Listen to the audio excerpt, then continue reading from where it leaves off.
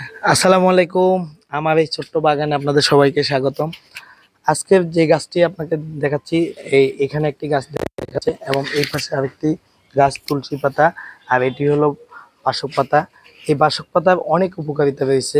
আমি আপনাদেরকে শুধুমাত্র আজকে একটি উপকারিতা সম্পর্কে বলব। বাসক পাতা এবং তুলসী পাতা দুইটি আপনি ব্যবহার করে যাদের বাসায় বাচ্চা এবং বৃদ্ধ লোক রয়েছে, আপনারা জানেন সর্দি কাশি তাদের হলে সহজে এই সর্দি কাশি নিরাময় হয় না, তাদের নিরাময় হয় না। তো সেক্ষেত্রে আমি বলবো যে ডাক্তারি ওষুধের বাইরে যদি আপনি চেষ্টা করেন যে গাছগাছালির মাধ্যমে আপনি কোনো ওষুধ তাকে দিতে রোগীকে।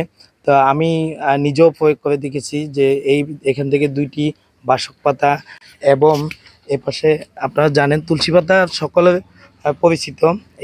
এইখান থেকে কয়েকটি তুলসী পাতা ছিঁড়ে এবং তুলসী পাতা এবং বাসক পাতা দুইটাই মিলে আপনি যদি বাসায় ২ ফোঁটা লেবুর রস এবং তারপর আদার রস দিবেন, তারপর সাথে ২ ফোঁটা মধু মিশিয়ে লবঙ্গ দিবেন, লবঙ্গ এবং যদি পারেন এলাচ এবং দারচিনি দুইটা দিয়ে আপনি একসাথে ছেঁচে এর রস আপনি বাচ্চাদেরকে এবং বৃদ্ধ লোকদেরকে খাবেন। আপনি চাইলে নিজেও খেতে পারেন, যেহেতু কাশি একটা খুব মারাত্মক রোগ। এটি সহজেই ওষুধ খেলেও আপনি মিনিমাম ৪-৫ দিন সময় লাগে।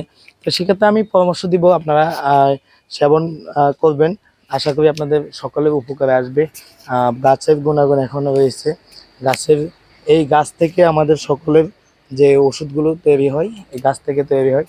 আমি এই ছোট্ট একটি বাগানও আমার রয়েছে আমার ছাদে। আমি চেষ্টা করি ওষুধি গাছ এবং অন্যান্য কিছু গাছ রয়েছে। তো সবাই আজকের এই ভিডিওতে আপনাদের সবাইকে শেষ করলাম। আল্লাহ হাফেজ। আসসালামু আলাইকুম।